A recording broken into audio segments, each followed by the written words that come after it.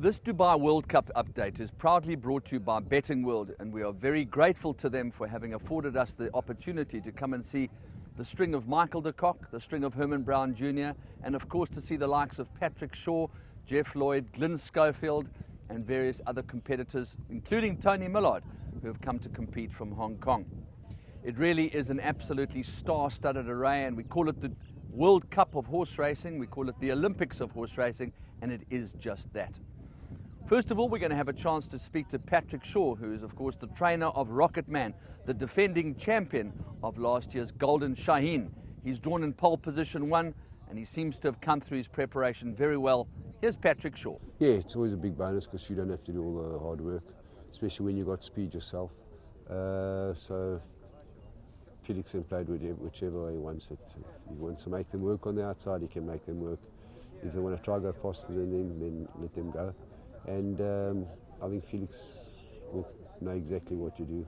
He's an old soldier, and we'll play it from there. There are some speed horses in the race, and it wouldn't bother me if somebody went over and crossed quicker than me, and I pulled me into the straight because he likes a bit of a challenge, and he likes to chase something. So obviously it looks as if you might just be up against your old adversary, Bob Baffert, the man that was the first to come and congratulate you last year. Yes, I've got a lot of respect for his horse. I've been watching his horse on YouTube, watched all his races. Very strong contender, good 1400 metre horse, on the speed and can quicken. So obviously he'll definitely be one of the main dangers, if not the danger, with horses like Lucky Nine, who I always respect, coming running on from behind. And Sepoy, who I don't know much about, but I know Australia thinks a lot about him. But it'll be the first on this surface which can take a stop. As far as vital signs are concerned, eating up, his travelling arrangements, his demeanour, what is Rocket Man telling Patrick Shaw today? Exactly where we were last year. You know, he's always been the same, eating, bouncing, as you saw this morning, loves every second of it. Felix got off, said, Pat, feels as good if not better. And he hasn't ridden him for quite a few months, so I was happy with that. That's what I wanted to hear. Having now had the opportunity to speak to Patrick Shaw, we caught up with the Governor, Jeffrey Lloyd, our former champion jockey, doing particularly well in Hong Kong. He's riding Extension, the horse that has been the perennial bridesmaid to Ambitious Dragon, and it'll be very interesting to see how he has come through his preparation, how he travelled, and how Jeff thinks he'll perform on the big night, Dubai World Cup night. Yeah, you know, he's been very unfortunate to have bumped into Ambitious Dragon, who seems a real freak of an animal, and he'd run up to him 3 Group 1s. If he wasn't there, he'd be the best horse in Hong Kong. You know, there's the 3 of them that are coming here are all really genuine Group 1 horses. California Memory being the other horse, and they've had some good duels, but at the moment the Dragons got the better of us. But you know, when they travel and there's more circumstances, and I've taken him this morning, and you couldn't be more happier the way he settled in. Normally been about a length and a half between them, nothing more, and that can be turned around pretty easy in a race, as we all know. And going left hand for the first turn, you know, it all depends what animal really, you know, puts his foot forward and handles it better than the other. We've got an experienced horse. They all are. All 3 of them are pretty experienced travellers. And the California member has been in Singapore, so he should be fine to it. But I'm comfortable with my horse that he'll settle into whatever you give him. You know, nothing seems to flush him. The Herman Brown Jr. stable have had a very good carnival, and having had an opportunity to speak to him, he tells us that his horses are specifically prepared for Dubai World Cup night. Here's Herman Brown Jr. to tell us about his runners on Dubai World Cup night. We have 6 runners on the night. We have 2 horses in the Gold Cup. Probably the first choice being Mikhail Glinka, and then we have Bronze Cannon. We've got to run with him. So we have 2 horses in that race. Opted to go to the Gold Cup with Mikhail Glinka as opposed to the, say, Shima Classic, which he won the trial to, his last start. Just thought the Shima Classic, with that quality of horse, probably would come into race with a very small chance and be hoping, whereas I feel in the Gold Cup, it's probably 1 or 2 to beat in there, and I think he's got a much bigger chance. So, that's the way I went with him. Bronze Cannon, he's a good old horse, but probably going to find it quite tough, but you know, it's nice to have as many runners as you can on the evening. Okay, before we get to the sort of analysis of the Gold Cup, we've had smatterings of rain over here, which is quite unusual. It's improbable that the surface of the track will change because there's just probably not going to be enough water on it. Yeah, I don't think it'll make any difference. You know, it's probably the good it's done is clean the air. It's been very dusty here of late, so it's probably cleaned the air, which is good for the horses' respiratory systems. So you can see that big building today. Yeah, sure. But as far as the track goes, we just galloped on the track this morning and it sounded quite firm to me, so I don't think there's any difference to that. Okay, let's go to the UAE Derby. It's a race that has been dominated by Godolphin and Team de Kock, but you look like you've got a very, very magnificent, special-looking horse. Yeah, we've got an interesting horse in the race called Maritimer, who just has got in the race late. He wasn't accepted or invited, first of all, which I was surprised at, but now he's in the race. He's a very big scopy horse. He was champion 2-year-old in Canada, and so one of the reasons I bought him was that obviously he's a good-looking horse, but he's won on a similar surface to this surface at Meydan, this De Peter track at Woodbine, a couple of big races there. So he's run on, because every year you buy a horse to be winning on the grass, you're not sure if they're going to run on this or if they've been winning on the dirt. Bring them here, it's a different surface, so I'm hoping, and the indications are good, he seems to go well on it. He had a good workout this morning and Glyn rode him, he was very happy. He's an exciting horse because I think there's more to come with him. He's very big and tall, and if he could be champion 2-year-old, I think he's obviously got to be better at 3 and 4 possibly. Sure. So we're thinking that lines, but by saying that, it's going to be a difficult race. Some decent horses in the race. O'Brien has got 2 horses in Rote and Daddy Longlegs, both look very good horses. Rote, I think, won Breeders' Cup race. Yeah. So it's going to be a tough race, but I'm happy with our horse. I think he, you know, whatever happens, he's going to be concerned in the finish. How's August Rush doing after that auspicious debut in Dubai with the spreading of the plate and all the rest of it? He's fine. He's doing well. He looks well, I think, as expected. I wouldn't say he looks as good as some of our other horses, but I think it's his long trip. He was in England, only arrived here beginning of January, so he's starting to change now. But he ran a really good race first time out. He lost the shoe, which obviously was a disadvantage. So all in all, it was good. We've opted to run him in the 1,000-metre race on the turf as opposed to 1,200-metre race. Number one being, I think it's an easier race. And secondly, he obviously knows turf better than the Peter. Yeah. And I've got the feeling that this is going to be run at a cracking pace, the 1,000-metre race, and he'll run at a good 1,000, if not be running on, which I think sometimes in this race is what you need, a horse that is finishing in the race. So well, JJ's best trip was always 12, and he won the 5, yeah. So we've sort of thought it out, and all right, it's less money than the 1,200, but there's no Rocket Man in the 1,000.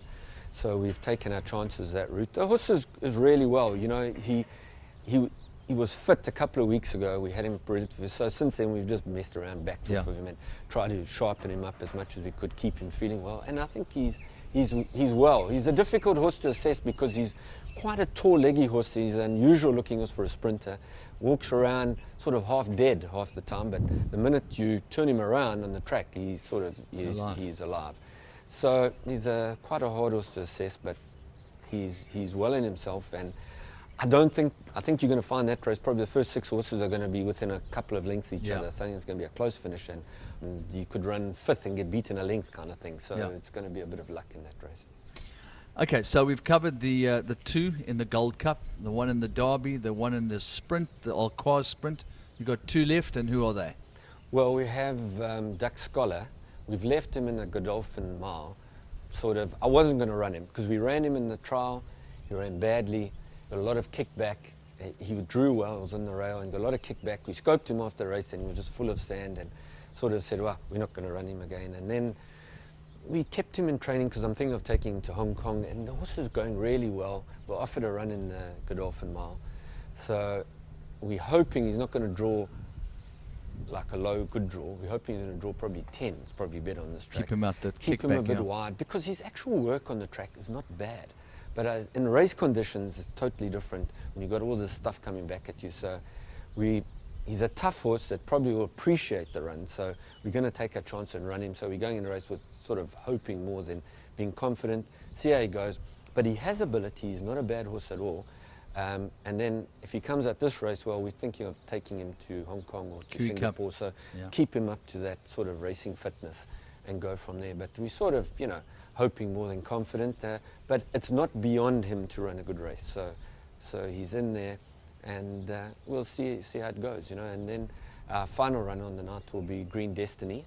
He's running in the duty free, which probably is the toughest race on the card. Yeah. It's probably always is, but Yeah. we've been lucky in the race. We've had some very good runs in the race, and originally he was in the Shima Classic, and we were offered in the duty free, and I opted for the shorter race rather than the 12 furlongs back to the 9 furlongs. I think appreciate that better.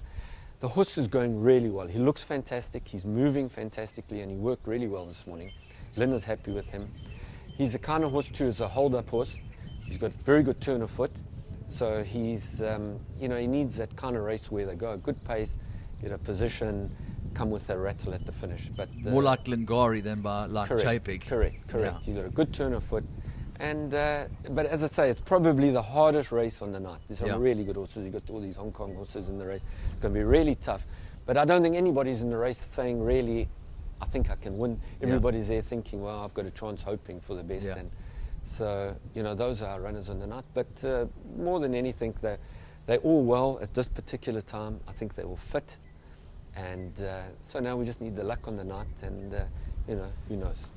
It's almost 8 o'clock now on Tuesday morning. We're expecting the Michael de Kock string to make their appearance out on the track, and after that we'll have an opportunity to see exactly how he thinks his horses have come through their preparation, bearing in mind that we did speak to him 2 weeks ago when he was back in South Africa. Here's Mike de Kock. The UAE Derby, obviously the credentials of your horse are faultless, but there is strong competition, and as you said, he has to step up. Yeah, look, I think the horses he's raced with locally, he should have their measure, but certainly it's the international horses that will be of concern now. He's comfortable on the track. They wouldn't have raced on it, so that's one bit of advantage he has, but certainly he has to be better than he was his last start to win it. I could see him be running a very good race because he's had a very good prep. On to the toughest race in the day, I think, without doubt, the duty free, and that's where the most talented horse in your yard apparently is participating. Yeah, look, Muta ID is, I think between him and McDonough are my two best runners on the night. Again, as I've said before, he's a very fragile horse. He seems to be going pretty well at the moment. We haven't done a lot with him. I haven't really wanted to, just to rather get him there sound than actually really super fit. But he's fit enough, in my opinion, and very happy. So a little bit of pace on, he'll be right there. The Gold Cup, obviously, it's a new addition to the race. Two horses in Zanzibar and Irish Flame, and both with no stamina limitations, I would think. Maybe Zanzibar has to step up a bit. Yeah, Zanzibar is probably not rated to do anything in the race, but he's a very genuine horse, ran a good fifth last time, staying on. If he gets the trip, he'll run well. Irish Flame, I have every confidence will get the trip. He hasn't been ridden yet like he should be, and hopefully he will be on Saturday, because he's a horse that has to be forward, and he just stays on. And dropping him out is just there's no point. The Shima Classic, mile and a half on grass, also tough race. Yeah, again, tough race. You're dealing with, although a smaller field, but you're dealing with high quality individuals here. Both my horses are fit and well. Bolsovano didn't act last time. He got full of kickback, so that was a bit of a setback. We had to have him on antibiotics, and because it set up a bit of an infection in his respiratory system. So it hasn't been ideal, but he's pretty fit and well at the moment. He was fit going into it. Mabuba had a respiratory infection, so we couldn't run her on Super Thursday, or Super Saturday. She's got over that pretty well and had since then a faultless preparation. Far from professing to be a judge, what we saw this morning, Bolsovano looked like he was moving beautifully on the grass track. Yeah, no, he's sound. He's moving very nice. We just, he just didn't act last time, and it's just been a matter of just keeping him happy and getting him over the respiratory problems. Finally, Master of Hounds. He's a horse that clearly is very, very good on the grass, but looks equally effective to a certain extent on the all-weather. Yeah, he's effective on the all-weather, but I don't think he's in the same division as he is on turf. With Bolsovano flopping on the all-weather, Sheikh Mohammed was desperate to have a runner in the World Cup, and he would have been the only other one that gets the trip and is in good form and would be competitive. So we've elected to run him, but he would do well to run in the first 4. Just on ratings, I think he's rated to run last. So he's going to have to up his game. He is a very good horse, but again, I think he's much more comfortable on turf and a better horse on turf, but effective on all weather. And I know that you are far more concerned with the performance of all of your horses than anybody else's, but you know, when you've got guys like Bob Baffert around, and of course Henry Cecil, I suppose to a large extent Aidan O'Brien, there's some interesting horses that have come out here. What are the horses that have really caught your attention, Mike? You know, it doesn't matter what race they're in. Look, it's the Olympics of racing, Andrew, you know, so I mean there's some really smart horses that have arrived. The Japanese horse in the World Cup, I think it's Silver Falcon or something 9 like out that. of 9 in his last 9 starts. He looks all right. Sheikh Hamdam's horse in that race caught my eye in the Maktoum Challenge. And the Godolphin Mile, I think African Story is the horse to beat. He won very well. Yeah. I think Opinion Pole in the 2-mile race is the horse we all have to keep our eyes on there. Duty Free, I think, is wide open. He's not a horse that jumps out of the page there, to me, to be quite honest. Yeah, and the Derby again as well. I don't think there's anything that bounces out. I think there's 4 or 5 in the Derby that have got big chances of winning. Rocket Man, I think. Yeah, Rocket Man drawn Rocket 1. Man drawn 1. I think that's already given him an extra leg. So he's got a very strong chance of defending his title, and other than the fact that the Americans are not there for practice. No, sure, the Americans are always to be respected. I don't know where they're drawn, funny enough, but I think Rocket Man drawn well, it makes a difference, especially on this track. This track is, there has been a bit of a bias, and it's riding more like dirt than all weather. So a good draw, forward position could be essential.